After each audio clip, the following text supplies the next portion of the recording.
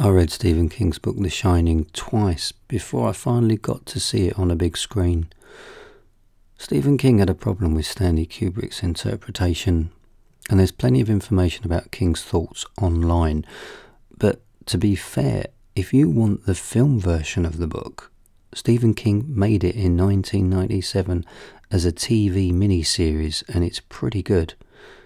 It actually includes a couple of moments in Stephen King's version which I wish was in Kubrick's film.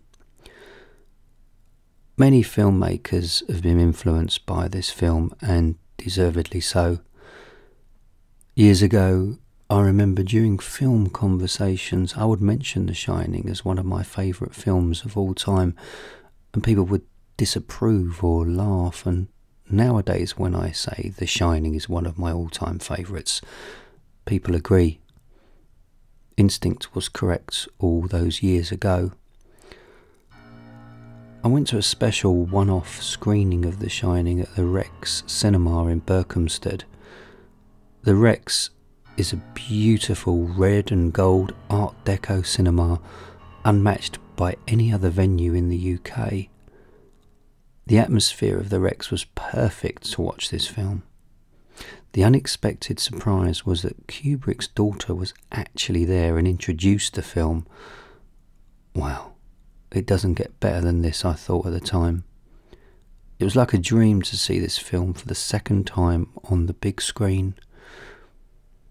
I remember entering a video shop in Maine. This shop had one shelved wall dedicated to only Stephen King videos, and the owner told me where Stephen actually lived. Within minutes, I was about to press the button adjacent to the open security gate to Stephen's home, and the thought crossed my mind that I'd have cops surrounding me in minutes if I pressed it. His home was huge and red, and I remember the iron fencing and the 3 serpent-headed iron bats resting on the gate entrances.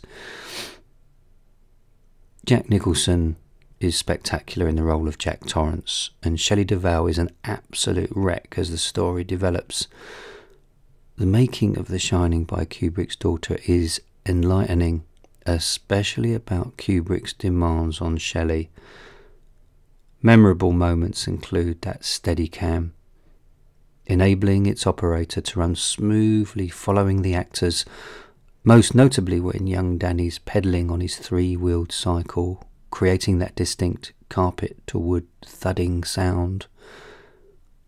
Kubrick's obsession with attention to detail is crazy or genius, and everyone has their own take on this.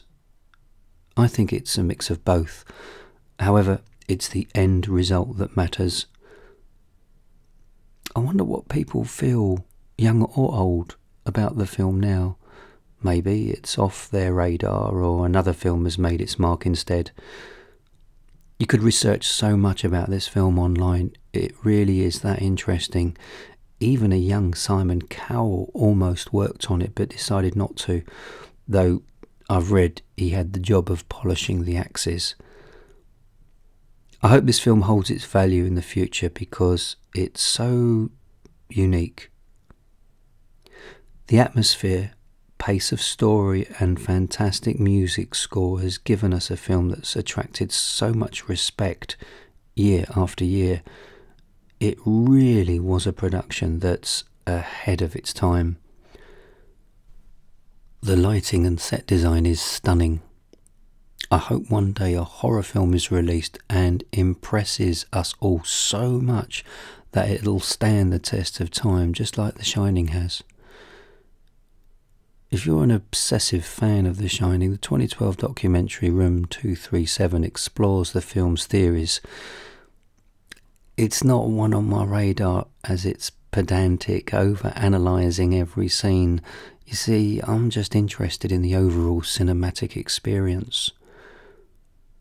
The Shining is more essential viewing today than ever.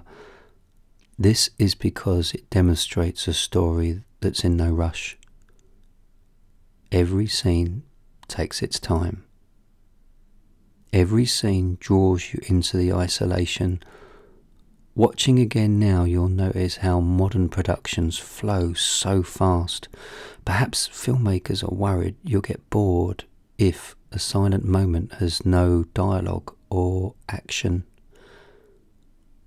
The dark film score and sound in The Shining elevates the foreboding experience better than many current horror films. The feeling of being snowed in miles from anywhere is totally believable.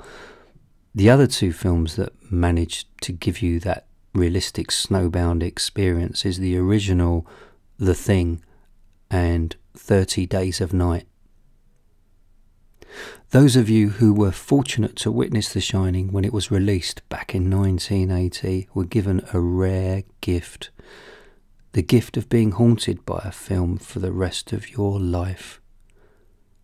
To come across a film that has that ability to be tattooed into your memory forever is very rare. I'll never run out of hope to discover another film that will deliver a unique experience which will stay with me forever, like The Shining and The Exorcist, but several have come close, that's for sure. Here's something random. Just imagine an adult amusement park that includes a set built exactly like the Overlook Hotel with real snow, and it has a full-size replica of the hedge maze. And when you visit this experience, a Jack Nicholson look-alike chases after you, axe in hand. Some people would pay a lot of money for that thrill. Many of you have read the sequel Dr. Sleep, which follows a middle-aged Danny Torrance. So make sure you watch my review of that book here at bleedingcritic.com.